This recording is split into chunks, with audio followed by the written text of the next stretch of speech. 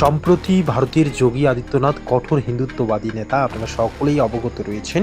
তিনি বলেছেন উত্তরপ্রদেশের যদি কোনো বাংলাদেশি হিন্দু উত্তরপ্রদেশের নাগরিকত্ব নিতে চান বা আবেদন করেন নাগরিকত্বের জন্য, সেই হিন্দু পরিবারকে যোগী আদিত্যনাথ জমি দিয়ে দিবেন বাড়ি বা বসতি স্থাপন করার জন্য।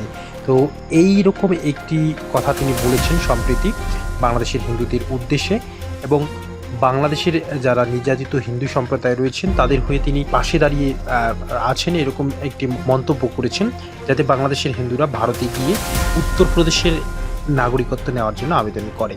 তো সম্মানিত ইন্ডিয়ান ভিসা প্রত্যাশী ভাই বোনেরা, আশা করি আপনারা সকলেই অনেক অনেক ভালো রয়েছেন।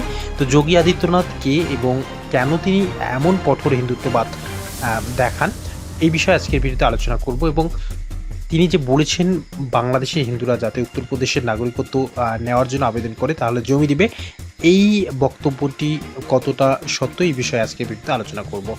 ভিডিও শুরু করার পূর্বে আপনাদের জানিয়ে রাখি, আমরা মূলত পাসপোর্ট এবং ইন্ডিয়ান ভিসা প্রসেসিংয়ের কাজ করে থাকি। এই কারণে আমাদের কাছে সবার আগে পাসপোর্ট এবং ইন্ডিয়ান ভিসা সংক্রান্ত আপডেট সবার আগে পেয়ে যাবেন। এর জন্য অবশ্যই চ্যানেলটি সাবস্ক্রাইব করে সঙ্গেই থাকবেন। তো বন্ধুরা, চলেন কথা না বাড়িয়ে বিস্তারিত জেনে নেওয়া যাক। যোগী আদিত্যনাথ উত্তরপ্রদেশের বর্তমান মুখ্যমন্ত্রী এবং একজন বিশিষ্ট হিন্দুত্ববাদী নেতা। মূলত হিন্দু ধর্ম, সংস্কৃতি, রাজনীতিকে কেন্দ্র করে তার চিন্তাভাবনা প্রকাশ করে থাকেন। তার রাজনৈতিক ও সামাজিক অবস্থানগুলি থেকে আজকের ভিডিওতে বেশ কিছু বিষয় আমরা আলোচনা করব। হিন্দুত্ব ও জাতীয়তাবাদ। তিনি হিন্দু ধর্ম সংস্কৃতিকে ভারতের জাতীয় পরিচয়ের মূল ভিত্তি হিসেবে দেখেন।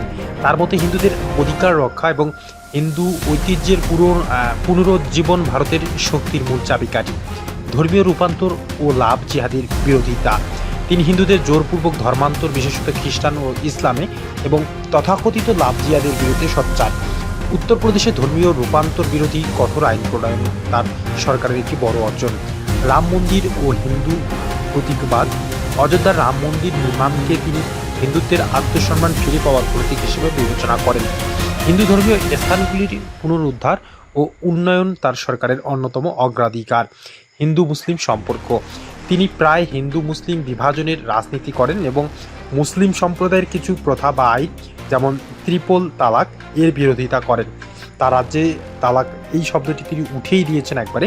তার সমালোচকরা তাকে বিভাজনকারী বলে অভিযুক্ত করলেও তার সমর্থকরা তাকে হিন্দু স্বার্থের রক্ষক মনে করেন।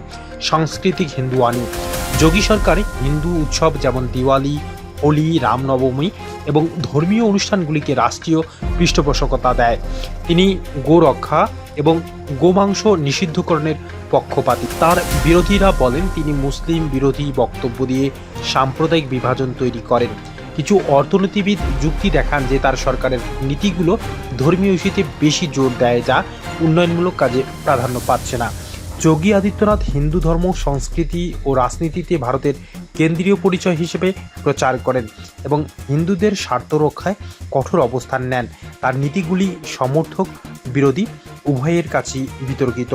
তো এই যোগী আদিত্যনাথ মূলত বেশ কিছুদিন আগে বাংলাদেশের হিন্দুদের উদ্দেশ্যে একদম সরাসরি বলেছেন উত্তরপ্রদেশের নাগরিকত্বের জন্য আপনারা আবেদন করুন, তিনি জমি ছেড়ে দিবেন বসতি বা বাড়ি বানানোর জন্য। তো এই বক্তব্যটি তার ব্যক্তিগত ছিল। তো সম্মানিত ইন্ডিয়ান ভিসা প্রত্যাশী ভাই বোনেরা, আশা করি আজকের এই ভিডিও আপনাদের অনেক অনেক ভালো লেগেছে। আর এই ভিডিওটি যদি আপনাদের ভালো লেগে থাকে তাহলে অবশ্যই লাইক দিয়ে যাবেন, সম্ভব হলে ভিডিওটি শেয়ার করবেন। দেখা হবে নতুন কোনো পাসপোর্ট এবং ইন্ডিয়ান ভিসা সংক্রান্ত আপডেট ভিডিওতে। ততক্ষণ পর্যন্ত ভালো থাকবেন, ধন্যবাদ।